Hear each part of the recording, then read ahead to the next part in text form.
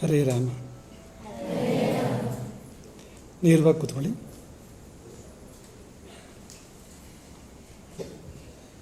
ಕೈ ಹೀಗಿಟ್ಕೋಬೇಕು.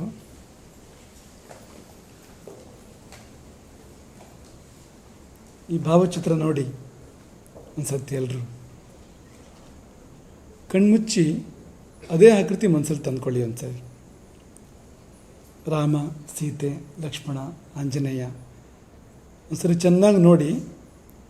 ಕಣ್ಮುಚ್ಚಿ ಕ್ಷಣಕಾಲ ಮನಸ್ಸಲ್ಲಿ ಆ ಚಿತ್ರವನ್ನು ತಂದ್ಕೊಳ್ಳಿ. ಮನಸ್ಸಲ್ಲೇ ಪ್ರಣಾಮ ಮಾಡಿಕೊಳ್ಳಿ.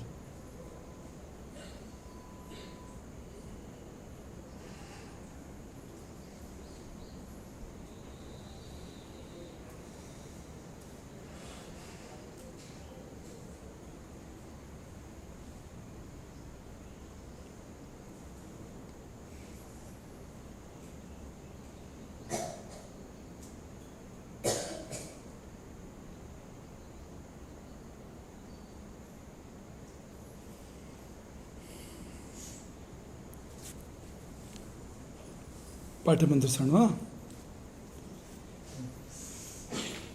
ಪಾಠದ ಆರಂಭದಲ್ಲಿ ಕೆಲವು ಕ್ಷಣಗಳು ಸ್ವಲ್ಪ ಸಂತೋಷ ಹಂಚಿಕೊಳ್ಳೋದಕ್ಕೆ ಇರೋಂಥದ್ದು. ಮುಖ್ಯವಾಗಿ ನಮ್ಮ ಈ ಪ್ರಾಣಾಂಕುರ ಪ್ರಾಂಗಣದ ಮಕ್ಕಳ ಜೊತೆಯಲ್ಲಿ ಸಂತೋಷ ಹಂಚ್ಕೊಳ್ಳೋಕ್ಕಿರೋಂಥದ್ದು. ಮಕ್ಕಳ ನೀರು ಕುಡಿದಿದ್ದೀರಾ ಇವತ್ತು? ಒಳಗಿದೆಯಲ್ವ ನೀರು? ಹಾಂ, ನಾವು ಕುಡಿದ ನೀರು ನಮ್ಮೊಳಗಿರುತ್ತಲ್ವ ಸ್ವಲ್ಪ ಹೊತ್ತು. ಈ ನೀರು ನಮ್ಮೊಳಗಿರೋದು ನಿತ್ಯ ನಡೆಯುವಂಥದ್ದು. ನೀರಿನ ನಡುವೆ ನಾವಿರೋಂಥದ್ದು ಕಲ್ಪನೆ ಮಾಡ್ಕೊಳ್ಳೋಕ್ಕಾಗತ್ತಾ? ನೀರಿನೊಳಗೆ ನಾವಿದ್ದೀವಿ, ನೀರಿನ ಮಧ್ಯೆ ನಾವಿದ್ದೀವಿ. ನಮ್ಮೊಳಗೆ ನೀರು ಅಲ್ಲ, ನೀರಿನೊಳಗೆ ನಾವು ಅಂತ ಕಲ್ಪನೆ ಮಾಡ್ಕೊಳ್ಳೋಕ್ಕಾಗತ್ತಾ? ಇಲ್ವಾ?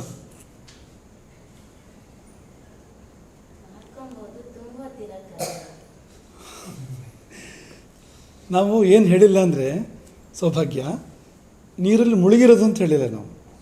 ನಮ್ಮ ಸುತ್ತ ನೀರಿದೆ ಅಂತ, ನಮ್ಮ ಮಧ್ಯೆ ಇದ್ದೀವಿ ಅಂತ.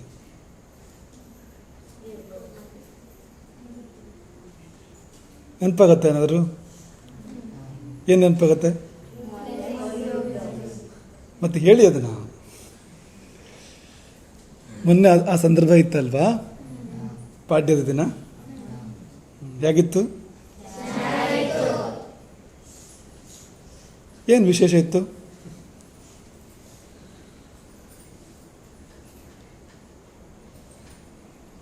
ನೀರು ನಿಮಗೆ ಗೊತ್ತಿಲ್ವಾ? ಹೊಸ ವಿಷಯನ ನೀರು? ಮತ್ತೇನು ಚೆನ್ನಾಗಿದ್ದು?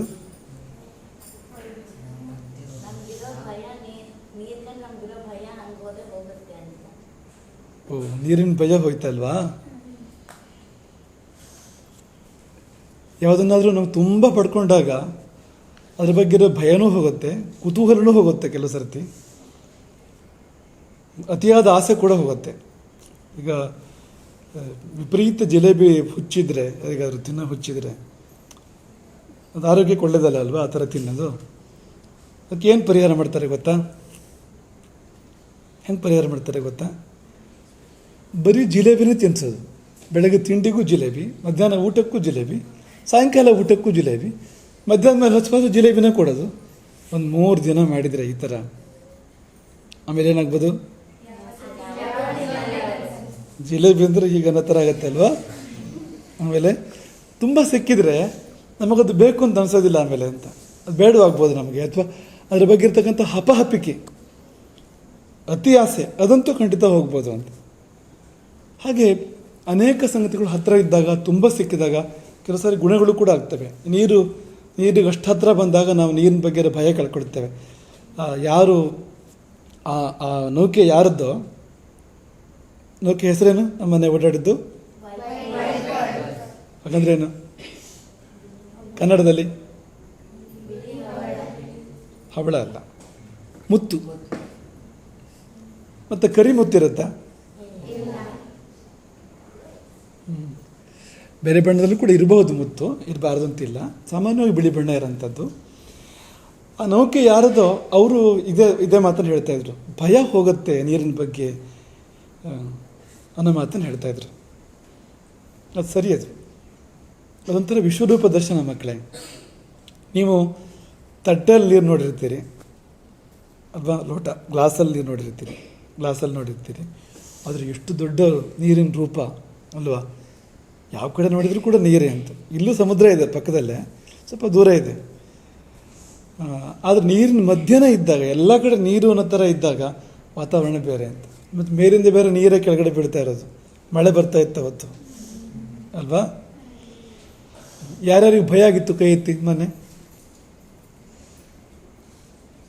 ಪೂರ್ತಿ ಕೈ ಎತ್ತಬೇಕು, ಇಲ್ಲೇನು ಭಯ ಇಲ್ಲ, ಇಡೀ ಕೈ ಎತ್ತಬೇಕು. ಅರ್ಧ ಎತ್ತಿದ್ದು ಅರ್ಧ ಭಯ ಆಗಿದೆ ಅಂತ ಅರ್ಥ. ಆಯ್ತು, ನೌಕೆ ಮಧ್ಯೆ ಭಯ ಆಗಿತ್ತಾ ನಿಮಗೆ? ನೀರಿನ ಮಧ್ಯೆ ಭಯ ಆಗಿತ್ತಾ? ಮೊದಲಾಗಿತ್ತ ಭಯ? ಬೋಟ್ ಒಳಗಡೆ ಭಯ ಆಗಿಲ್ವಾ? ಸ್ವಲ್ಪ ಆಗಿತ್ತು. ಆಮೇಲೆ ಹೋಯ್ತಾ?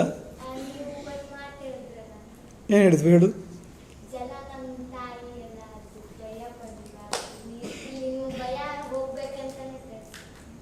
ಹಾಂ,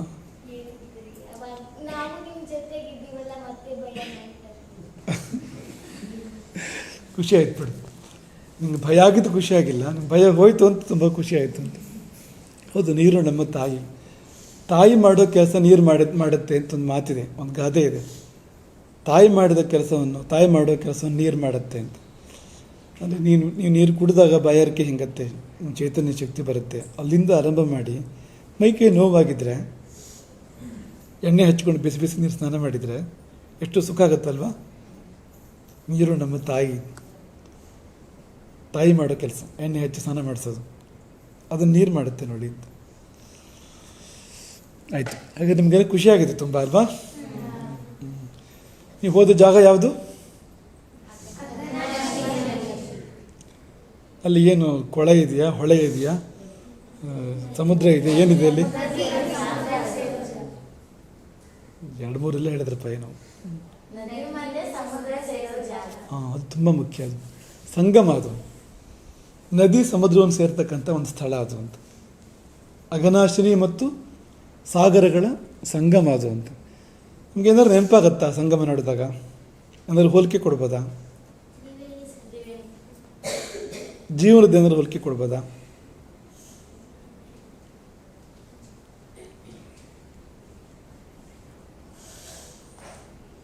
ನಾವೊಂದು ಹೋಲಿಕೆ ಕೊಡ್ತೀವಿ, ಹೌದಾ ಅಲ್ವ? ನೋಡ್ತೀರಾ? ಈಗ ದೇವರು ಸಮುದ್ರ ಇದ್ದಂತೆ ಅಲ್ವಾ, ಕರುಣಾ ಸಮುದ್ರ ಅಲ್ವಾ ಅವನು. ದೇವರು ಸಮುದ್ರದ ಹಾಗೆ ಉದ್ದ ಅಗಲ ಆಳ ಅಳೆಯೋಕ್ಕಾಗಲ್ಲ ದೇವರದ್ದು, ಒಪ್ತೀರಾ? ತುಂಬ ದೊಡ್ಡವನು ಸಮುದ್ರದ ಹಾಗೇನೆ. ಮತ್ತು ನಾವೆಲ್ಲ ನದಿಗಳು, ಜೀವ ನದಿ.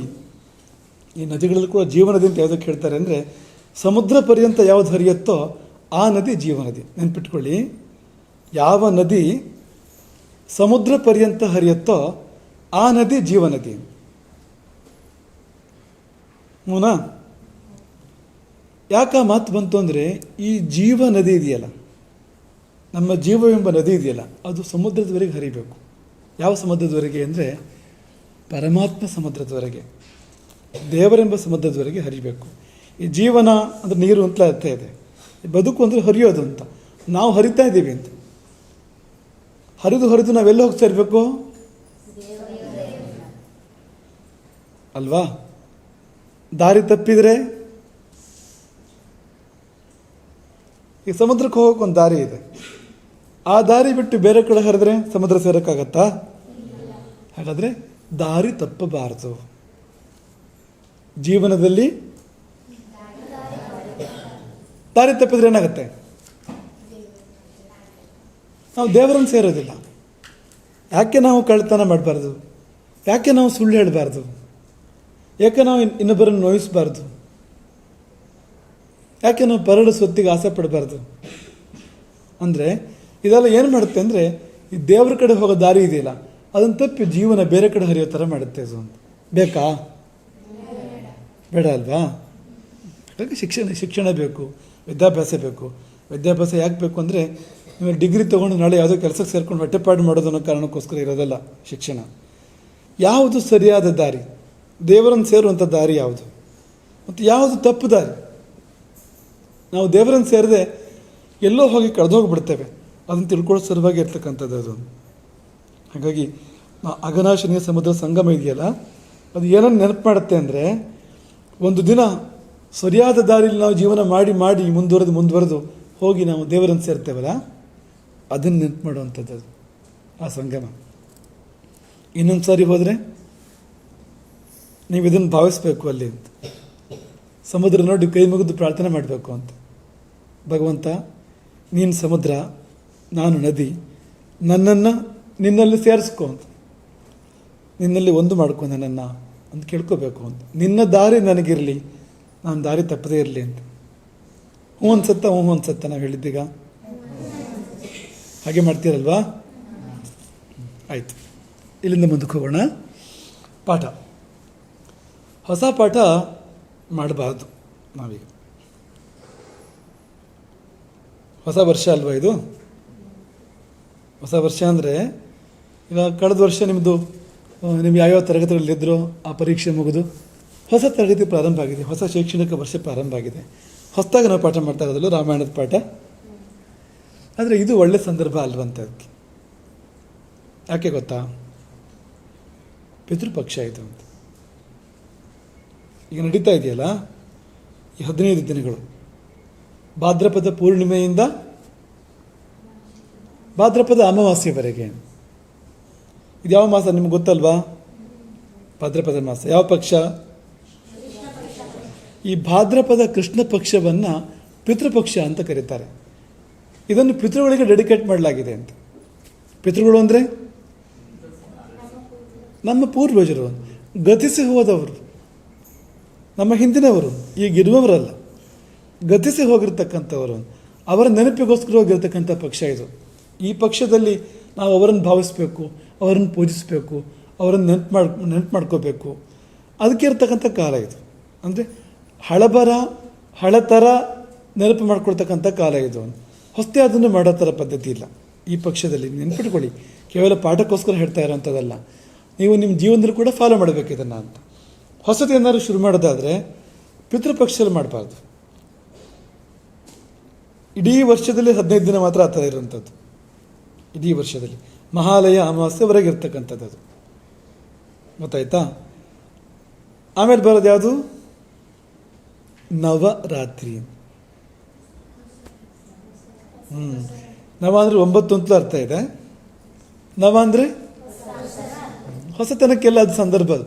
ಆಮೇಲೆ ಅದು ಈ ಒಂದು 15 ದಿನ ಇದೆಯಲ್ಲ, ಹೊಸತನ ಮಾಡಲಿಕ್ಕೆ ಸಂದರ್ಭ ಅಲ್ಲ ಅಂತ. ಇರೋದನ್ನು ಮುಂದುವರಿಸ್ಬೋದು, ಹೊಸತನ ಮಾಡೋಕ್ಕಿರೋ ಸಂದರ್ಭ ಅಲ್ಲ. ಹೊಸ ವರ್ಷ ಆಗಿದ್ದರಿಂದ ನಾವು ಹೊಸ ಪಾಠ ಮಾಡೋಕ್ಕಿಂತಲೂ ಹಳೆ ಪಾಠನೇ ಸ್ವಲ್ಪ ಚಿಂತನೆ ಮಾಡ್ಬೋದು ಅಂತ ಅಂದ್ಕೊಂಡು ಮಕ್ಕಳೇ. ಹಳೆ ಪಾಠ ಚಿಂತನೆ ಮಾಡೋದಕ್ಕೆ ಇನ್ನೊಂದು ಕಾರಣ ಕೂಡ ಇದೆ.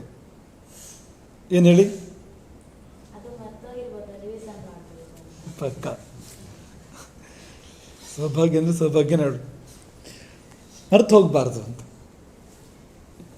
ಮರೆತು ಹೋಗುತ್ತೆ, ಕಾಲಕ್ಕಿರೋ ಶಕ್ತಿ ಇದು. ಒಂದು ಕಾಲ ಎಲ್ಲವನ್ನು ಕೂಡ ಮರೆಸುತ್ತೆ ಅಲ್ವಾ? ನೀವು ಯಾರಾದರೂ ನಾವೊಂದು ಪ್ರಶ್ನೆ ಕೇಳ್ತೀವಿ, ಉತ್ತರ ಹೇಳ್ತೀರಾ? ಕಳೆದ 1 ವಾರ ನೀವೇನೇನು ತಿಂದ್ರಿ ಅಂತ ಹೇಳಬೇಕು ನಮಗೆ. ಎಲ್ಲ ತರಕಾರಿಗಳ ಹೆಸರು ಸಹಿತ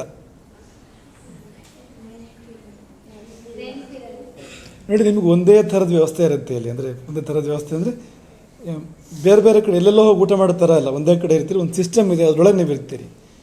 ಈ ಬೇರೆಯವ್ರ ಪಾಡೇನು ದಿವಸ ಒಂದೊಂದು ಕಡೆ ಊಟ ಮಾಡ್ತಾರಲ್ಲ ಯಾರಾದರೂ, ಅವರಿಗೆ ಹೇಗೆ ನೆನಪಿರೋಕ್ಕೆ ಸಾಧ್ಯ? ಇವತ್ತು ಊಟ ಮಾಡಿದೆಲ್ಲ ನೆನಪಿದೆಯಾ ನಿಮಗೆ? ಬೆಳಗ್ಗೆ ತಿಂಡಿ ತಿಂದಿದ್ದೆಲ್ಲ ನೆನಪಿದೆಯಾ? ನಿನ್ನೆ ರಾತ್ರಿ ಊಟ ನೆನಪಿದೆಯಾ? ಕೆಲವರಿಗೆ ಸ್ವಲ್ಪ ಅನುಮಾನ ಆಗ್ತಾ ಇದೆ ಆಲ್ರೆಡಿ. ನಿನ್ನೆ ಮಧ್ಯಾಹ್ನದ್ದು ನೆನಪಿದೆಯಾ? ನಿನ್ನೆ ಬೆಳಗ್ಗೆದು?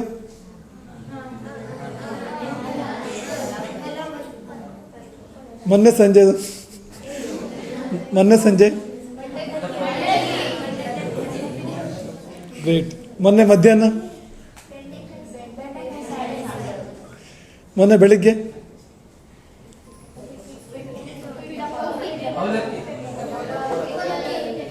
ಒಬ್ರು ಉಪ್ಪಿಟ್ಟು ಅಂತೀರಿ, ಒಬ್ರು ಅವಲಕ್ಕಿ ಅಂತೀರಿ, ಏನು ಕತೆ?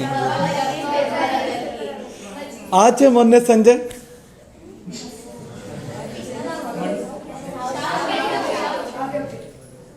ಆಚೆ ಮೊನ್ನೆ ಮಧ್ಯಾಹ್ನ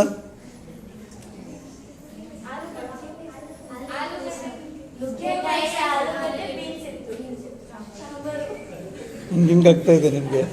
ಆಚೆ ಮೊನ್ನೆ ಬೆಳಿಗ್ಗೆ, ಅದ್ರ ಹಿಂದಿನ ದಿನ ಸಾಯಂಕಾಲ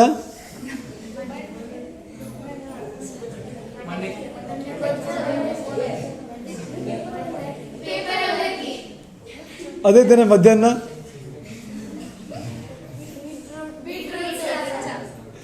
ಬೆಳಿಗ್ಗೆ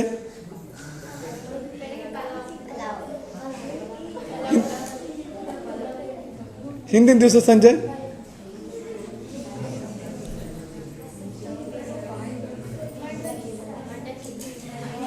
ನೀವೇ ಊಟ ಮಾಡಿರೋದಲ್ವಾ? ಎಂತ ಸ್ವೀಟು? ಒಂದು ಹೊತ್ತು ಹಿಂದಕ್ಕೆ ಹೋಗಿ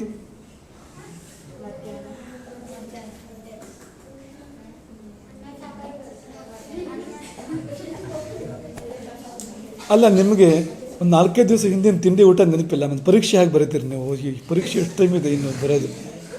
1 ವರ್ಷದ ನಂತರ ಬರುತ್ತೆ, 1 ವರ್ಷದ ಕೊನೆಯಲ್ಲಿ ಬರುತ್ತೆ, ಅಥವಾ ಒಂದು 5-6 ತಿಂಗಳ ಕೊನೆಯಲ್ಲಿ ಬರುತ್ತೆ. ಏನು ಮಾಡ್ತೀರಿ ಮತ್ತೆ?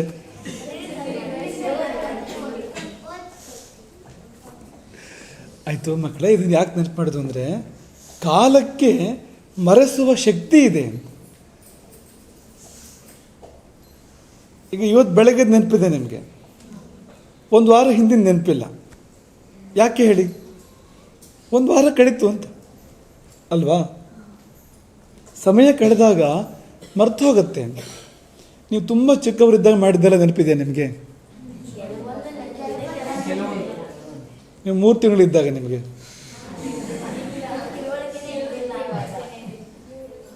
ಯಾರಿಗೆ ಗೊತ್ತು ಇತ್ತೇನೋ?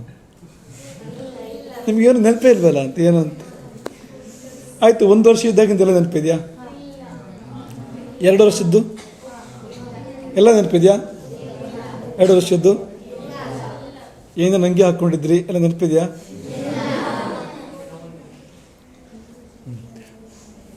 ಹರತಿ ನಿಮೇಷಾತ್ ಕಾಲ ಸರ್ವಂ. ಕಾಲಕ್ಕಿರೋ ಶಕ್ತಿ ಏನಂದರೆ ಎಲ್ಲವನ್ನು ಮರೆಸುವಂಥದ್ದು. ಹಾಗಾಗಿ ಎಷ್ಟೋ ನೋವು ಮರೆಯುತ್ತೆ ನಮಗೆ. ನೋಡಿ, ನಾವು ಬದುಕಿದ್ದೀವಿ, ಎಲ್ಲ ನೋವು ನೆನಪಿರೋದಾದರೆ ಆತ್ಮಹತ್ಯೆ ಮಾಡ್ಕೋತಾ ಇದ್ವಿ, ತಲೆ ಕೆಟ್ಟೋಗ್ತಾ ಇತ್ತು. ನಮಗಾದ ನೋವುಗಳು ಮರೆಯುತ್ತೆ ಅಲ್ವಾ? ಹಾಗಾಗಿ ನಾವೆಲ್ಲ ಬದುಕಿರೋದು, ತಲೆ ಕೆಡದೇ ಇರೋದು. ನಮಗೆ ಎಲ್ಲ ನೋವು ನೆನಪಿರೋದಾದರೆ ಏನಾಗುತ್ತೆ? ತಲೆ ಚಿತ್ರಾನ್ನ ಆಗುತ್ತೆ, ನರಕ ಥರ ಆಗತ್ತೆ ತಲೆ. ಮರವು ವರ ಅಲ್ವಾ? ವರ ಆಗೋದುಂಟು, ಶಾಪ ಆಗೋದುಂಟು. ಈ ಜಾಗದಲ್ಲಿ ವರ ಅದು ಅಂತ. ಹಾಗಾಗಿ ಮರೆತು ಹೋಗುತ್ತೆ. ಮರೆತು ಹೋದರೆ ಕೆಲವು ಮರೆತು ಹೋಗೋದು ಒಳ್ಳೆಯದು, ತೊಂದರೆ ಏನೂ ಇಲ್ಲ. ಕೆಲವು ಮರೆತು ಹೋಗೋದೇ ಒಳ್ಳೆಯದು, ನೋವು ಮರೆತು ಹೋಗೋದೇ ಒಳ್ಳೆಯದು. ನೆನಪಾದರೆ ತೊಂದರೆ ಅದು. ಇನ್ನು ಕೆಲವು ಮರೆತರೆ ತೊಂದರೆ ಏನೂ ಇಲ್ಲ. ಈಗ ಉದಾಹರಣೆಗೆ ನಿಮಗೆ 1 ವಾರ ಹಿಂದೆ ಏನು ತಿಂಡಿ ಮಾಡಿದ್ರಿ, ಮರೆತು ಹೋದರೆ ತೊಂದರೆ ಏನಾದ್ರು ಇದೆಯಾ? ಹೋಗಲಿ ಬಿಡಿ. ಇನ್ನು ಕೆಲವು ಉಳಿಸ್ಕೋಬೇಕಾಗತ್ತೆ ನಾವು ಅಂತ. ಹೌದಾ ಅಲ್ವಾ? ನಾವು ಜೀವನದ ಪ್ರಯಾಣದಲ್ಲಿ ಮುಂದುವರಿತಾ ಒಳ್ಳೇದು ಯಾವುದೆಲ್ಲ ಇದೆ ಅದೆಲ್ಲ ಉಳಿಸ್ಕೋಬೇಕಲ್ವ ನಾವು? ಬದುಕಿನಲ್ಲಿ ಸಂಪಾದನೆ ಆಗ್ತಾ ಇರುತ್ತೆ, ಎಷ್ಟೋ ಒಳ್ಳೇದು ಕೆಟ್ಟದ್ದು ಎಲ್ಲದೂ ಕೂಡ. ಆ ಒಳ್ಳೇದನ್ನೆಲ್ಲ ಉಳಿಸ್ಕೋಬೇಕೋ ಬೇಡವೋ? ಕಳ್ಕೋಬೇಕಾ ಎಲ್ಲದನ್ನು? ಹಾಗಾಗಿ ಈ ಒಂದು ರಿವಿಷನ್ ಥರ ಬೇಕಾಗತ್ತೆ ಅಂತ. ಯಾಕೆ ಅಂದರೆ ಅದೇ ಕಾರಣಕ್ಕಾಗಿ ಅಂತ. ಮಕ್ಕಳು, ನಿನ್ನೆ ನಾವು ಪಾಠದಲ್ಲಿ ಒಂದು ಚಿಕ್ಕ ಉದಾಹರಣೆ ಹೇಳಿದ್ವು. ನಿಮಗೆ ನೆನಪಿದೆಯೋ? ನಾನು ಕಳೆದ ವರ್ಷ ನಾನು ಹೇಳಿದ್ದೇನೆ ಅದಂತ ಅನ್ಕೋತೀವಿ ನಾವು. ಕುರುಡ ಕತ್ತ ಹೊಸದಂತೆ ಅಂತ. ಕುರುಡ ಕತ್ತ ಹೊಸದಂತೆ. ಕುರುಡ ಅಂದರೆ ಗೊತ್ತಾಗತ್ತಾ? ಕತ್ತ ಗೊತ್ತಾಗತ್ತಾ? ಕತ್ತ ಗೊತ್ತಿಲ್ವಾ? ತೆಂಗಿನ ನಾರು ಹಗ್ಗ ಎಲ್ಲ ಮಾಡ್ತಾರೆ ನೋಡಿ, ಕತ್ತದ ಹಗ್ಗ ಅಂತ ಹೇಳ್ತಾರೆ ನೋಡಿ. ಆಮೇಲೆ ಹೊಸೆಯೋದಂದ್ರೆ ಗೊತ್ತಾ? ಈ ತೆಂಗಿನ ನಾರಿದೆಯಲ್ಲ, ಅದನ್ನು ಹೊಸೆದು ಹಗ್ಗ ಮಾಡ್ತಾರೆ, ಮಾಡೋ ಪದ್ಧತಿ ಇದೆ. ಒಬ್ಬ ಕುರುಡ ಹಾಗೆ ಮಾಡ್ತಾ ಇದ್ದಂತೆ. ತೆಂಗಿನ ನಾರನ್ನು ಹೊಸೆದು ಕತ್ತವಾಗಿ ಹಗ್ಗವನ್ನಾಗಿ ಅದನ್ನು ಮಾಡ್ತಾ ಇದ್ದ. ಪಕ್ಕದಲ್ಲಿ ದೀಪ ಇಟ್ಕೊಂಡಿದ್ದ. ಯಾಕೋ ಕುರುಡನಿಗೆ ದೀಪ ದೀಪ ಬೇರೆ ಕೇಡು. ಪಕ್ಕದಲ್ಲಿ ಇಟ್ಕೊಂಡಿದ್ದ, ಕತ್ತ ಹೊಸಿತಾ ಇದ್ದ. ಬೆಳಗ್ಗಿನಿಂದ ಸಾಯಂಕಾಲದವರೆಗೆ ಕತ್ತ ಹೊಸಿತಾನೆ. ಸಂಜೆವರೆಗೆ ಎಷ್ಟು ಹಗ್ಗಾಗಿರ್ಬೇಕದು. ಕೈ ಹಾಕಿ ನೋಡಿದರೆ ಬೂದಿ ಮಾತ್ರ ಇದ್ದಿತ್ತು. ಏನಾಯಿತು? ದೀಪ ಇಟ್ಕೊಂಡಿದ್ದ ಅಲ್ವಾ, ಇನ್ನು ಕಾಣಿಸೋದು ಬೇರೆ ಇಲ್ಲ. ಹೊಸದು ಹಗ್ಗವನ್ನು ದೀಪದ ಹತ್ರ ಹಾಕ್ತಾ ಇದ್ದಾನೆ. ಅಲ್ಲಿ ಎಲ್ಲೋ ಬೆಂಕಿ ಇಟ್ಕೊಂಡಿದ್ದೆ, ಅದು ಪೂರ್ತಿ ಕತ್ತ ಹಗ್ಗವನ್ನು ಸುಟ್ಟು ಹಾಕಿದೆ. ಅದು ಹೀಗಾಗಬೇಕಾ ನಮ್ಮ ಜೀವನ? ರಾಮಾಯಣ ಪಾಠ ಕೇಳಿರ್ತೀರಿ, ಒಳ್ಳೊಳ್ಳೆ ವಿಷಯಗಳನ್ನ ನೀವು ಅಲ್ಲಿ ನಿಮ್ಮ ಗಮನಕ್ಕೆ ಬಂದಿರುತ್ತೆ. ಈ ಕುರುಡ ಕತ್ತ ಹೊಸದಾಗ ಅದನ್ನೆಲ್ಲ ಕಳ್ಕೊಳ್ಳೋದ ಮರೆತು ನಾವು ನೆನ್ಪಿಟ್ಕೋಬೇಕಲ್ವಾ? ಹಾಗಾಗಿ ಇವತ್ತಿನ ಪಾಠ, ಇವತ್ತಿನ ಈ ಸಮಯ ಯಾತಕ್ಕೆ ಅಂದರೆ, ಹಳೆ ಪಾಠದಲ್ಲಿ ನಮಗೆಷ್ಟು ನೆನಪಿದೆ ಅನ್ನೋದನ್ನು ನೋಡೋ ಸಲುವಾಗಿ. ನೆನಪಿದೆಯಾ ನಿಮ್ಗೆ ಹಳೆ ಪಾಠ ಎಲ್ಲ ರಾಮಾಯಣದ್ದು? ಒಂದೇ ಸ್ವರ ಬಂತು, ಕ್ಷೀಣ ಸ್ವರ. ಅದು ಕೂಡ ನಿಮಗೆ ಸ್ವಲ್ಪ ಭಯ ಆಗ್ತಾ ಇದೆ. ಈಗ ಪ್ರಶ್ನೆ ಕೇಳ್ತಾರೆ, ಹೌದಾ? ಭಯ ಆಗ್ತಾ ಇದೆಯಾ? ನೆನಪಿದೆಯಾ? ಆಯಿತು. ನಾವು ತುಂಬ ಒಳ್ಳೆಯವರಾಗಿದ್ದಕ್ಕೆ ಏನು ಮಾಡ್ತೀವಿ ಅಂದರೆ, ನೀವು ಏನು ಕ್ವಶನ್ ಕೇಳಲ್ಲ, ಅದ್ರ ಬದಲಿಗೆ ನಿಮಗೇನು ನೆನಪಿದೆಯೋ ಹೇಳಿ ಅದನ್ನು ಅಂತ.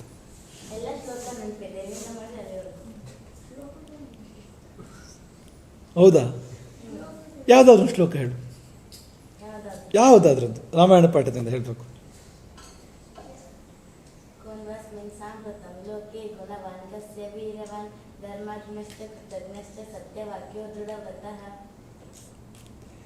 ಇನ್ಯಾರಾದ್ರೂ ಶ್ಲೋಕ ಹೇಳ್ತೀರಾ? ಹೇಳು.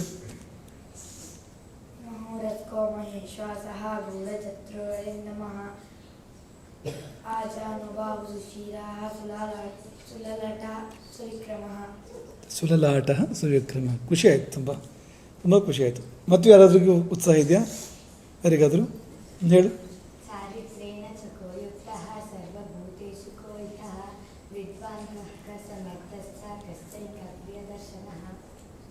ತುಂಬ ಖುಷಿ ಆಗ್ತಾ ಇದೆ. ಹಾಂ ಹೇಳು.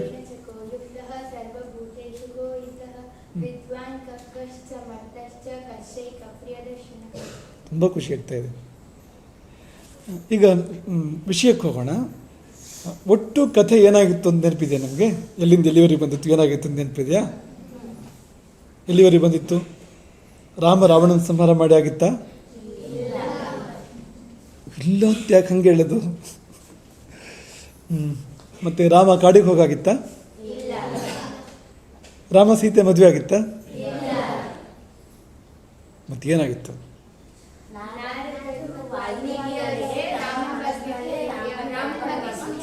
ಇನ್ನೂ ರಾಮ ಹುಟ್ಟೇ ಇರಲಿಲ್ಲ. ಹಂಗ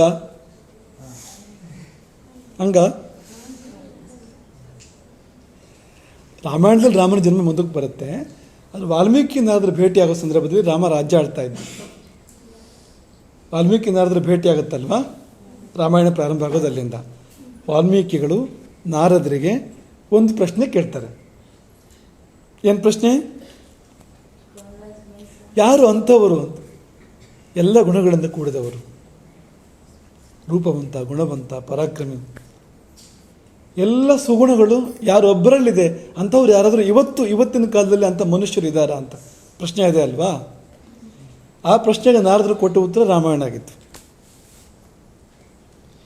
ಈ ಪ್ರಶ್ನೆ ಉತ್ತರ ನಡೆಯೋ ಸಂದರ್ಭದಲ್ಲಿ ರಾಮ ರಾಜ್ಯ ಆಳ್ತಾ ಇದ್ದ. ಯಾಕೆ ಹೇಳಿ? ರಾಮ ಇದ್ದ ಸಂದರ್ಭ ಅದು ಅಂತ. ಯಾಕೆ ಹೇಳಿ?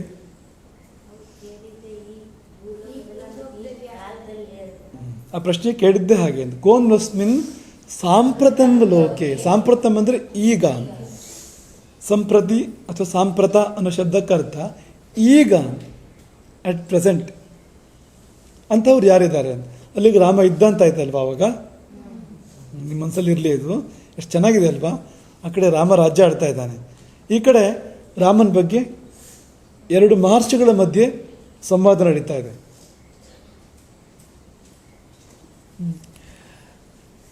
ಕತೆ ಅಂದರೆ ಇಷ್ಟೇ ಮಕ್ಕಳು, ನಾವೇ ನಿಮ್ಗೆ ನೆನಪು ಮಾಡ್ತೀವಿ. ವಾಲ್ಮೀಕಿಗಳ ಮತ್ತು ನಾರದರ ಭೇಟಿ ಆಯಿತು. ವಾಲ್ಮೀಕಿಗಳು ನಾರದರನ್ನು ಪ್ರಶ್ನೆ ಕೇಳ್ತಾರೆ. ಎಲ್ಲ ಗುಣಗಳಿಂದ ಕೂಡಿರತಕ್ಕಂಥ ಆದರ್ಶ ವ್ಯಕ್ತಿ ಲೋಕದಲ್ಲಿ ಈ ಕಾಲದಲ್ಲಿ, ಇವತ್ತಿನ ಕಾಲದಲ್ಲಿ ಇದ್ದಾನ ಅನ್ನೋ ಪ್ರಶ್ನೆಯನ್ನು ಕೇಳ್ತಾರೆ ವಾಲ್ಮೀಕಿಗಳು. ನಾರದರು ಹೇಳ್ತಾರೆ, ಹುಡುಕಿ ಹೇಳೋದು ಕಷ್ಟ, ಯಾಕೆಂದರೆ ಅಂಥವ್ರು ತುಂಬ ದುರ್ಲಭ. ಆದರೂ ಕೂಡ ಚಿಂತನೆ ಮಾಡಿ ಹೇಳೋದಾದರೆ ಅಂಥವನು ಒಬ್ಬನಿದ್ದಾನೆ. ಯಾರವನು? ಹಾಗೆ ಹೇಳಿ ರಾಮನ ಗುಣವರ್ಣನೆ ಮಾಡ್ತಾರೆ. ರಾಮ ಹೇಗಿದ್ದ, ನೋಡೋಕೆ ಹೇಗಿದ್ದ, ಸ್ವಭಾವ ಹೇಗಿತ್ತು ಅನ್ನೋದು ಅದೆಲ್ಲವನ್ನು ಕೂಡ ವರ್ಣನೆ ಮಾಡ್ತಾರೆ. ಇಷ್ಟೇ ಅಲ್ವಾಗಿದ್ದು. ಮತ್ತೇನಾದ್ರು ಈ ಕಥೆ ಒಳಗೆ ಕಥೆಗಳು ಬಂದಿದ್ವಾ? ಮತ್ತೇನಾದ್ರು ಬಂದಿರಲಿಲ್ವಾ? ಏನು ಕಥೆ ಬಂದಿತ್ತು? ಹಾಂ, ಅಸೂಯೆ ಪಡಬಾರ್ದು. ಏನು ಕಥೆ ಬಂದಿತ್ತು? ಒಬ್ಬನಿಗೆ ಇನ್ನೊಬ್ಬನ ಕಂಡ್ರೆ ಅಸೂಯೆ ಇರುತ್ತೆ. ಅದಕ್ಕೋಸ್ಕರ ಒಬ್ಬ ತಪಸ್ಸಿಗೆ ಹೋಗ್ತಾನೆ ಅಂತ ಅವನು ತಪಸ್ಸಿಗೆ ಹೋಗ್ತಾನೆ. ತಪಸ್ ಮಾಡ್ತಾರೆ, ತಪಸ್ಸಿಗೆ ಮೆಚ್ಚಿ ದೇವ್ರ ಹೊರಗೆ ಬರ್ತಾನೆ. ಆವಾಗ ಮೊದಲು ನೆನ್ಕಾಯ್ತಾನೆ, ನಂದು ಒಂದು ಕಣ್ಣೋ ಕಿವಿನೋ ಅಥವಾ ಒಂದು ಕೈಯೋ ಕಾಲೋ ಬೇಡ ಅಂತ ಹೇಳ್ತಾನೆ. ಅದಕ್ಕೆ ಅವನಿಗೆ ಏನು ಕೊಟ್ಟು ಅದು ಡಬಲ್ ಒಂದು ಗುಣ ತಿನ್ನೋಮಿಗೆ, ಅದಕ್ಕೆ ಅವನಿಗೆ 2 ಕೈ 2 ಕಾಲು ಇರಲ್ಲ. ಪೂರ್ತಿ ನೆನಪಿದೆ ನನಗೆ, ಸರಿಯಾಗಿ ನೆನಪಿದೆ. ನಿಮಗೆಲ್ಲ ನೆನಪಿದೆ ಅಂದ್ರೆ ಅದು ಈ ಕತೆ? ಒಂದು ಕಣ್ಣು, ಒಂದು ಕೈ, ಒಂದು ಕಾಲು ಹೋಗಲಿ ಅಂತ ಹೊರ ಕೇಳ್ಕೊಂಡಿದ್ದು, ಇನ್ನೊಬ್ಬನಿಗೆ 2 ಹೋಗಿದ್ದು. ಆಯಿತು, ಇದು ತಾತ್ವಿಕವಾದ ಕಥೆ ಆಯಿತು. ಈಗ ಬಂದ ಪಾತ್ರಗಳಿದ್ದೀರಾ ರಾಮಾಯಣದಲ್ಲಿ ನಾವು ಇಲ್ಲಿವರೆಗೆ, ಅವ್ರ ಕಥೆಗಳೇನಾದ್ರು ಬಂದಿದೆಯಾ? ಈಗ ಯಾವ ಪಾತ್ರಗಳು ಬಂದಿದ್ದಾವೆ? ಈಗ ಅವ್ರ ಕಥೆ ಬಂದಿಲ್ವ? ವಾಲ್ಮೀಕಿಗಳ ಕಥೆ ಬಂದಿಲ್ವಾ? ಮತ್ತೆ ನೀವು ಯಾಕೆ ಮರ್ತ್ರಿ? ಈ ಕ್ಷಣದಲ್ಲಿ ನೆನಪಾಗಿಲ್ಲ ಅಷ್ಟೇ, ಮರ್ತಿಲ್ಲ ಕಥೆಯನ್ನು. ನಾರದರ ಕಥೆ ಹೇಳಿದ್ರು ಅಲ್ವಾ, ಮತ್ತು ವಾಲ್ಮೀಕಿಗಳ ಕಥೆಯನ್ನು ಹೇಳಿದ್ರು ಅಲ್ವಾ? ಏನಪ್ಪ ನಾರದರ ಕಥೆ ಅದು? ಹಿಂದಿನ ಜನ್ಮದಲ್ಲಿ ಒಬ್ಬ ಬ್ರಾಹ್ಮಣರ ಮನೇಲಿ ಕೆಲಸ ಬರುವಂತ ಮನೆ ಮಗ ಆಗಿರ್ತಾರೆ. ಹಂಗೆ ಅವ್ರ ಅಮ್ಮ ಒಂದು ದಿವಸ, ಅವರಿಗೆ ನಾರದರಿಗೆ ತಂದೆ ತಾಯಿ ಸೋದರ ಮಾವ ನೆಂಟರು ಎಲ್ಲ ಇರ್ತಾರಲ್ವಾ? ಅಮ್ಮ ಇರ್ತಾರಾ? ಅಮ್ಮನೂ ಸತ್ತೋಗ್ತಾರೆ. ಹಾವು ಕಚ್ಚಿ ಅಮ್ಮನೂ ಕೂಡ ಸತ್ತೋಗ್ತಾರೆ.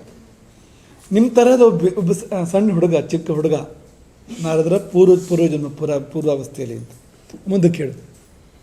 ಆಯ್ತು, ಹಿಂಗೆ ಒಂದು ದಿವಸ ಅಮ್ಮ ಕಾಡಿಗೆ ಹೋದಾಗ ಅಲ್ಲ ಹಾವು ಕಚ್ಚಿರ್ತಾರೆ. ಅಮ್ಮ ಬರಲ್ಲ ಅನ್ನೋ ಇದ್ರಲ್ಲಿ ಹುಡುಗ ಒಂದು ದಿವಸ ಹಂಗೆ ಕಾಡಿಗೆ ಹೋಗ್ತಾನೆ. ಅಲ್ಲಿ ದೇವ್ರು, ಇಲ್ಲಿ ದೇವ್ರು ಇದ್ದಾನೆ, ಅಲ್ಲಿ ದೇವ್ರು ಅಂತ ಎಲ್ಲ ಕೇಳ್ತಾ ಕೇಳ್ತಾ ಅವನು ಒಂದು ದಿವಸ ಅದೇ ಕಾಡಲ್ಲೇ ಬಿದ್ದೋಗ್ತಾನೆ. ಆವಾಗ ಒಂದೇ ಕ್ಷಣ ದೇವರು ಕಾಣಿಸಿ ಹೋಗ್ತಾನೆ. ಆವಾಗ ದೇವ್ರು ಏನು ಹೇಳ್ತಾನಪ್ಪ ಅಂದ್ರೆ, ಮುಂದಿನ ಜನ್ಮದಲ್ಲಿ ನೀನು ನನ್ನ ಹತ್ರನೇ ತುಂಬಾ ಹತ್ರವಾಗಿರ್ತೀಯ ಅಂತ ಹೇಳ್ತಾನೆ. ಯಾಕೆ ಮುಂದಿನ ಜನ್ಮದಲ್ಲಿ ನಾರದ್ರ ಹೇಳಿದ್ದು 100% ಸರಿ ಇದೆ, ಪೂರ್ತಿ ಸರಿ ಇದೆ. ನಾರದರು ಯಾರದ್ದೋ ಸೇವೆ ಮಾಡಿರ್ಬೇಕಲ್ವಾ ಪೂರ್ವಜನ್ಮದಲ್ಲಿ?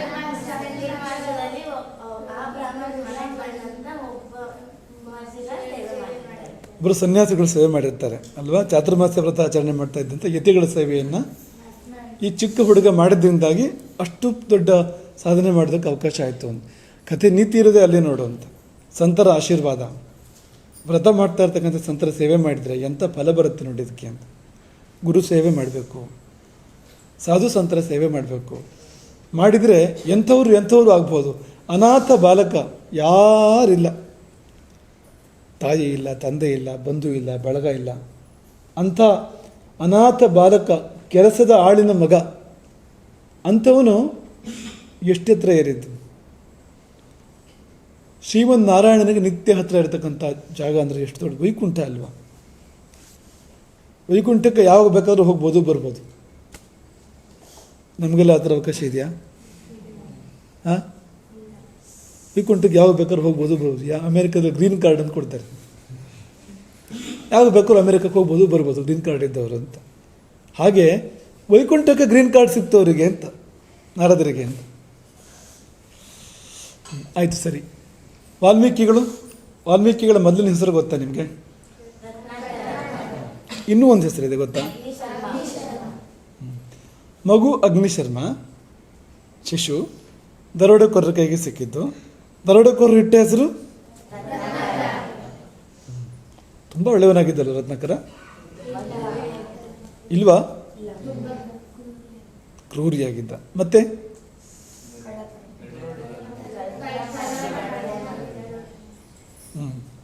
ಮತ್ತೆ ಹೆಂಗೆ ಒಳ್ಳೆಯವನಾಗಿದ್ದವನು?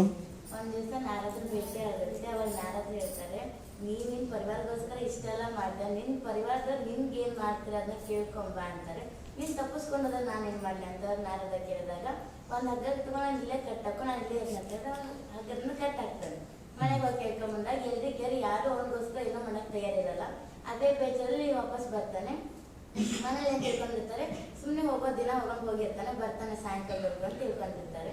ಆದ್ರೆ ಅಲ್ಲಿ ಬಂದಾಗ ಅವರು ತಪ್ಪಾಯ್ತಂತ ಕಾಲಿಗೆ ಬಿದ್ದು ಹಗ್ಗ ಬಿಡಿಸಿ, ನಾನೇನು ಯಾವತ್ತೂ ಹಂಗೆ ಮಾಡಲ್ಲ, ನನ್ನ ಈ ಪಾಪಗಳನ್ನು ಪರಿಹಾರ ಮಾಡ್ಕೊಂಡು ಇನ್ನೊಂದು ಮಾರ್ಗ ಸೂಚಿಸಿ ನನಗೆ ಅಂತ ಹೇಳಿದಾಗ ಅವರು ರಾಮ ಮಂತ್ರ ಉಪದೇಶ ಮಾಡ್ತಾರೆ.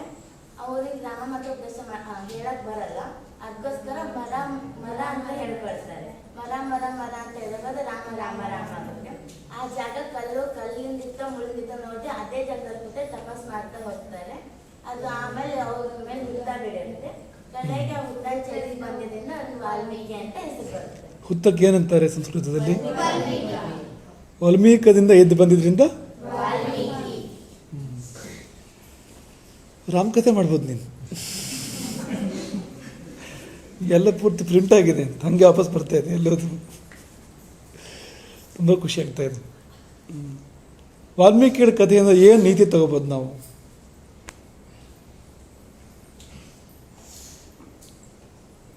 ಏನು ಕಲಿಬೋದು ವಾಲ್ಮೀಕಿಗಳಿಂದ ನಾವು?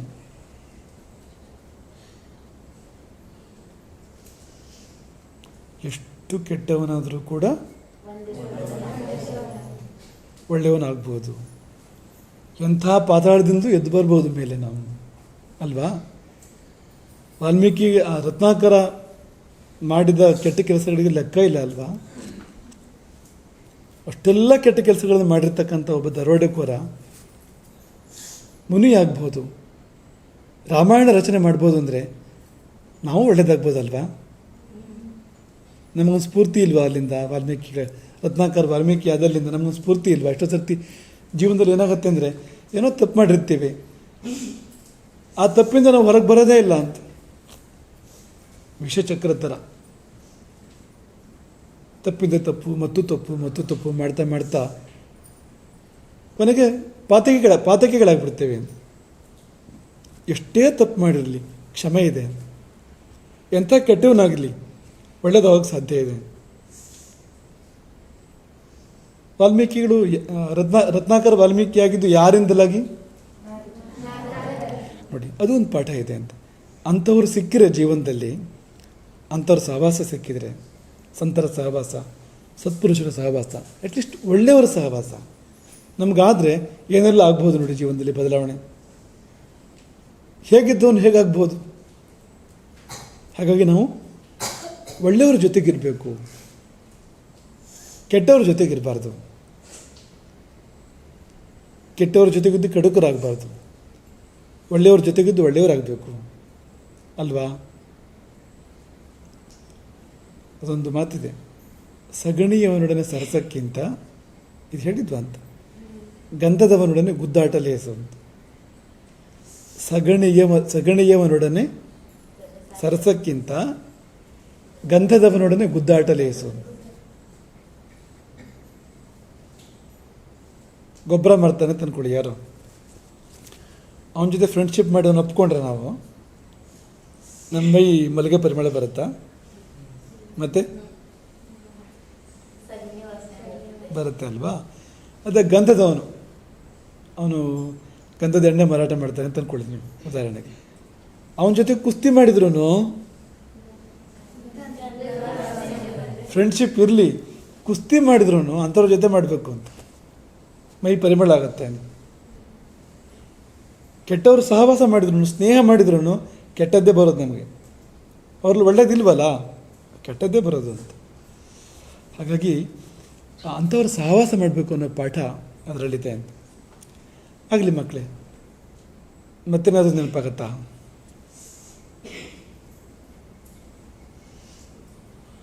ಇನ್ನೇನಾದರೂ ಯಾವುದಾದ್ರೂ ಒಳ್ಳೆ ವಿಷಯ, ಯಾವುದಾದ್ರೂ ಒಳ್ಳೆ ನೀತಿ ಯಾವುದಾದ್ರೂ ಉದಾಹರಣೆ, ಯಾವುದಾದ್ರೂ ಕತೆ ಏನಾದ್ರು ನೆನಪಾಗತ್ತಾ?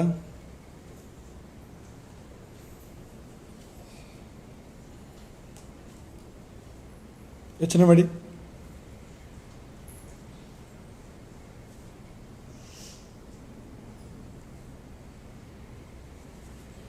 ಏನಾದರೂ ಗುಣಗಳು ಯಾವ್ದಾದ್ರು ನೆನಪಾಗತ್ತಾ ರಾಮಂದು? ಒಟ್ಟು ಎಷ್ಟು ಗುಣಗಳಿದ್ವು ರಾಮನಲ್ಲಿ? ತುಂಬ ಗುಣಗಳಿದ್ವು.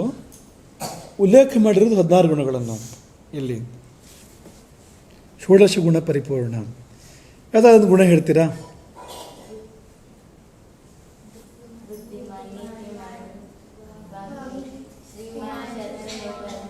ಹಾಂ,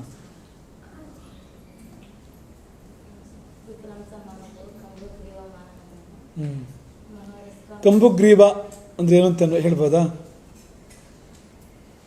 ಕಂಬು ಅಂದ್ರೆ ಏನು ಅಂತ ಅನ್ಬೋದಾ, ಹೇಳ್ಬೋದಾ? ಕಂಬು ಅಂದ್ರೆ ಅದೊಂಥರ ವಿಶಿಷ್ಟವಾದ ಶಂಖ ಥರ ಶಂಖ ಇರುತ್ತೆ, ಅದಕ್ಕೆ 3 ಗೆರೆ ಇರುತ್ತೆ, ಆ ಥರ ರಾಮನ ಕುತ್ತಿಗೆ ಇತ್ತು ಅಂತ. ಗ್ರೀವ ಅಂದರೆ ಕೊರಳು, ಕಂಬು ಅಂದರೆ ಶಂಖ. ಕಂಬು ಗ್ರೀವ ಅಂದರೆ ಶಂಖದ ಕೊರಳವನು. ಶಂಖದ ಹಾಗೆ 3 ಗೆರೆ ಇರ್ತಕ್ಕಂಥ ಕೊರಳು ಕೂಡ ಆಗಿತ್ತು. ಒಂದು 3 ಗೆರೆ, ಹೊಟ್ಟೆಯಲ್ಲಿ 3 ಗೆರೆ. ಹೊಟ್ಟೆ ಹೀಗಿದ್ರೆ ಗೆರೆನೂ ಇರಲ್ಲ, ಏನೂ ಇರಲ್ಲ. ಅದು ಹೊಟ್ಟೆ ಹಿಂದಕ್ಕಿದ್ರೆ ಗೆರೆ ಎಲ್ಲ ಇರೋಕ್ಕೆ ಅವಕಾಶ ಇರೋಂಥದ್ದು ಅದರಲ್ಲಿ. ಹಾಗಾಗಿ ಉದರದಲ್ಲಿ, ಕೊರಳಿನಲ್ಲಿ 3 ಗೆರೆಗಳಿದ್ವು ರಾಮನಿಗೆ ಅಂತ ಆ ವಿಷಯ ಇರ್ತಕ್ಕಂಥದ್ದು. ಮತ್ತೆ ಬೇರೆ ಏನಾದರೂ? ಮನ್ವಂತರ ನೆನಪಿದೆಯಾ ನಿಮಗೆ? ಮನ್ವಂತರ, ಮನುಗಳು, 14 ಮನುಗಳು ಮನ್ವಂತರ. ಒಂದು ಮನ್ವಂತರ ಅಂದರೆ ಎಷ್ಟು ವರ್ಷ?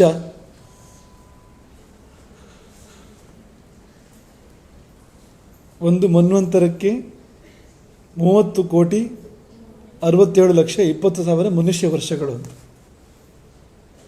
ಒಬ್ಬ ಮನು ಆಡ್ತಾನೆ ಅಂತ, ಅಷ್ಟು ಕಾಲ ಅಂತ. ಹಾಗೆ 14 ಜನ ಮನುಗಳು. ಈಗ ಆಡ್ತಾ ಇರೋನು ವೈವಸ್ವತ ಮನು ಅಂತ. ವೈವಸ್ವತ ಮನು ಆಡ್ತಾ ಇರೋಂಥದ್ದು ಈಗ ಅಂತ. ಮನ್ವಂತರ. ಒಬ್ಬ ಮನು ಇಡೀ ಸೃಷ್ಟಿಯನ್ನು ಆಡ್ತಾನೆ ಇಷ್ಟು ಕಾಲ, ಇಷ್ಟು ದೊಡ್ಡ ಕಾಲ ಅಂತ. ನಾರದರು ಯಾವ ಮನ್ವಂತರ? ಮೊದಲನೇ ಮನ್ವಂತರದ್ದು ನಾರದರು. ಮೊದಲನೇ ಮನ್ವಂತರ ಯಾವುದು? ಸ್ವಯಂಭುವ ಮನ್ವಂತರ. ಸ್ವಯಂಭುವ, ಸ್ವಾರೋಚಿಷ, ಉತ್ತಮ, ತಾಮಸ, ರೈವತ, ಚಾಕ್ಷುಷ, ಇಷ್ಟು ಮನ್ವಂತರಗಳು ಕಳೆದು ಈಗ ವೈವಸ್ವತ ಮನ್ವಂತರ ನಡೀತಾ ಇರ್ತಕ್ಕಂಥದ್ದು. ಅದಕ್ಕೆ ಲೆಕ್ಕ ಹಾಕಿ, 1,30,67,20,20,000 ವರ್ಷ ಇದೆಯಲ್ಲ, ಈ 6 ಮನುಗಳ ಒಟ್ಟು ಕಾಲ ಎಷ್ಟಾಗತ್ತೆ? ನಾರದರು ಎಷ್ಟು ಹಳಬರು ಅಂತ. 184,03,20,000 ನಮ್ಮ ವರ್ಷಗಳು, ಮನುಷ್ಯ ವರ್ಷಗಳು. ಇಷ್ಟು ಹಿಂದಿನ ಕತೆ ನಾರದರದ್ದು ಅಂತ. ಈ ಕತೆ ಅಲ್ಲ, ನಾರದರಷ್ಟು ಹಿಂದಿನವರು, ವಾಲ್ಮೀಕಿಗಳಷ್ಟು ಹಿಂದಿನವರಲ್ಲ. ವಾಲ್ಮೀಕಿಗಳು ತ್ರೇತಾಯುಗದವರು. ಕಾಲ, ಭಾರತೀಯರ ಕಾಲಗಣನೆ ಎಷ್ಟು ವಿಶೇಷ ಅಂತ ವಿಭಾಗ ಮಾಡೋಕ್ಕೆ ಸಾಧ್ಯ ಇಲ್ಲ. ಅಷ್ಟು ಸಣ್ಣ ಕಾಲಕ್ಕೆ ಪರಮಾಣು ಅಂತ ಕರೀತಾರೆ. 2 ಪರಮಾಣು ಸೇರಿದರೆ ಒಂದು ಅಣು, 3 ಅಣುಗಳು ಸೇರಿದರೆ ಒಂದು ತ್ರಸರೇಣು, 3 ತ್ರಸರೇಣುಗಳು ಸೇರಿದರೆ ಒಂದು ತ್ರುಟಿ, ತ್ರುಟಿ 100 ಸೇರಿದರೆ ಒಂದು ವೇದ, ವೇದ 3 ಸೇರಿದರೆ ಒಂದು ಲವ, ಲವಮಾತ್ರದಲ್ಲಿ ಅಂತ ಹೇಳ್ತಾರಲ್ವಾ, ಅದು ಈ ಕಾಲ ಇದೆ. 3 ಲವ ಸೇರಿದರೆ ಒಂದು ನಿಮೇಷ. ನಿಮೇಷ ಅಂದರೆ ಏನು ನೆನಪಿದೆಯಾ? ಕಣ್ಣು ಮಿಟುಕಿಸುವಷ್ಟು, ಕಣ್ಣು ಮುಚ್ಚುವಷ್ಟು ಸಮಯ ಅಂತ. ಕಣ್ಣು ಮುಚ್ಚುವುದು ನಿಮೇಷ, ಕಣ್ಣು ತೆರೆಯುವುದು ಉನ್ಮೇಷ. ನಿಮೇಷ ಮತ್ತು ಉನ್ಮೇಷ. ಕಣ್ಣು ಮುಚ್ಚುವುದು ನಿಮೇಷ, ಕಣ್ಣು ತೆರೆಯುವುದು, ಕಣ್ಣು ಮುಚ್ಚುವಷ್ಟು ಹೊತ್ತಿದ್ದು ಅಂತ ಒಂದು ನಿಮೇಷ ಅಂದರೆ ಅಂತ. ನೋಡಿ, ಒಂದು ನಿಮೇಷದ ಒಳಗೆ ಎಷ್ಟೆಲ್ಲ ಬಂತು ನೋಡಿದ್ರ? ಕಣ್ಣು ಮುಚ್ಚುವಷ್ಟು ಸಮಯವನ್ನು ನಮ್ಮ ಭಾರತೀಯರು ಎಷ್ಟು ಚಿಕ್ಕ ವಿಭಾಗ ಮಾಡಿದ್ದಾರೆ ಅಂತ. ಒಂದು ನಿಮೇಷದಲ್ಲಿ 3 ಲವ ಇದೆ, ಒಂದು ಲವದಲ್ಲಿ 3 ವೇದ ಇದೆ. ಒಂದು ವೇದವನ್ನು 100 ಭಾಗ ಮಾಡಿದರೆ, 100 ಭಾಗ ಮಾಡಿದರೆ ಅದು ತ್ರುಟಿ ಇದೆ. ಒಂದು ತ್ರುಟಿಯನ್ನು 3 ಭಾಗ ಮಾಡಿದರೆ ತ್ರಸರೇಣು. ಆ ತ್ರಸರೇಣುವನ್ನು 3 ಭಾಗ ಮಾಡಿದರೆ ಅಣು. ಅದು ಅಣುವನ್ನು 2 ಭಾಗ ಮಾಡಿದರೆ ಒಂದು ಪರಮಾಣು. ಆ ಪರಮಾಣು ಕಾಲ ಹೇಗಿರಬೇಕು, ಅದು ಎಷ್ಟು ಚಿಕ್ಕದಾಗಿರಬೇಕು ಅಂತ. ಈ ನಿಮೇಷ ಇದೆಯಲ್ಲ, ಈ 3 ನಿಮಿಷಗಳು ಸೇರಿದ್ರೆ ಒಂದು ಕ್ಷಣ ಬಂತೆ. ಒಂದು ಕ್ಷಣ ಅಂದರೆ 3 ನಿಮಿಷ, 3 ಸಾರಿ ಕಣ್ಣು ಮುಚ್ಚೋಷ್ಟು ಹೊತ್ತು ಅಂತ. 5 ಕ್ಷಣ ಸೇರಿದರೆ ಒಂದು ಕಾಷ್ಠ, 15 ಕಾಷ್ಠ ಸೇರಿದರೆ ಒಂದು ಲಘು, 15 ಲಘು ಸೇರಿದರೆ ಒಂದು ನಾಡಿಕ, 2 ನಾಡಿ ಸೇರಿದರೆ ಒಂದು ಮುಹೂರ್ತ. ಸುಮಾರು 48 ನಿಮಿಷ ಒಂದು ಮುಹೂರ್ತ ಅಂದರೆ. ಹಾಗೆ 6 ನಾಡಿಕಗಳು ಸೇರಿದರೆ ಒಂದು ಪ್ರಹರ, 8 ಪ್ರಹರ ಸೇರಿದರೆ ಒಂದು ದಿನ, 15 ದಿನ ಸೇರಿದರೆ 2 ಪಕ್ಷ ಸೇರಿದರೆ ಈ ನಮ್ಮ ಒಂದು ಮಾಸ ಇದೆಯಲ್ಲ, ಪಿತೃಗಳಿಗೆ ಒಂದು ದಿನವಂತೆ ಅದು. ನಮ್ಮ ಒಂದು ತಿಂಗಳು ಪಿತೃಗಳಿಗೆ ಒಂದು ದಿನವಂತೆ ಅದು. ಆಮೇಲೆ 2 ಮಾಸ ಸೇರಿದರೆ ಋತು, 6 ಋತು ಸೇರಿದರೆ ಒಂದು ಅಯನ, 2 ಅಯನ ಸೇರಿದರೆ ಒಂದು ವರ್ಷ. ಈ ಒಂದು ವರ್ಷ ಇದೆಯಲ್ಲ ನಮ್ಮದು, ಒಂದು ದೇವಲೋಕದಲ್ಲಿ ಒಂದು ದಿನವಂತೆ ಇದು. ನಮ್ಮ ಒಂದು ವರ್ಷ ದೇವಲೋಕದಲ್ಲಿ ಒಂದು ದಿನ ಅಂದರೆ ಎಷ್ಟು ಚಿಕ್ಕ ಕಾಲ ನಮ್ಮದು ಅವ್ರ ಕಾಲದ ಮುಂದೆ ಅಂತ. ಇದನ್ನೆಲ್ಲ ನಿಮ್ಗೆ ನಾವು ನೆನಪು ಮಾಡಿದ್ದು. ಕೃತಯುಗ ಅಂದರೆ ಎಷ್ಟು, ತ್ರೇತಾಯುಗ ಅಂದರೆ ಎಷ್ಟು, ದ್ವಾಪರ ಯುಗ ಅಂದರೆ ಎಷ್ಟು ಎಲ್ಲ ಹೇಳಿದ್ವಲ್ಲ ನಿಮಗೆ. ನೋಟ್ಸ್ ಎಲ್ಲಿದೆ ನೋಡ್ಕೊಳ್ಳಿ ಒಂದು ಸರ್ತಿ, ಇದೆಯೋ ಇಲ್ವೋ ನೋಡಿ ಒಂದು ಸರ್ತಿ. ಇನ್ನೇನಾದ್ರು ನೆನಪಾಗುತ್ತಾ? ಪೂರ್ತಿ ಮಾಡ್ತಾ ಇದ್ದೀವಿ ಪಾಠನ, 1-2 ನಿಮಿಷ ಅಷ್ಟೇ. ಕೊನೆಯಲ್ಲಿ ಏನಾದ್ರು ನೆನಪಾದರೆ ಹೇಳ್ಬೋದು ನೀವು. ಏನೇ ವಿಷಯ ಇದ್ರೂ, ಉದಾಹರಣೆ, ನೀತಿಕತೆ, ದೃಷ್ಟಾಂತ, ಯಾವುದೊಂದು ಒಳ್ಳೆ ಮಾತು, ಏನು ನೆನಪಾದರೂ ಕೂಡ ಹೇಳ್ಬೋದು. ಒಂದೇ ಒಂದು ರೂಲ್ ಏನಂದ್ರೆ ಕಳೆದ ವರ್ಷದ ಪಾಠ ಆಗಿರಬೇಕು ಅದಂತ.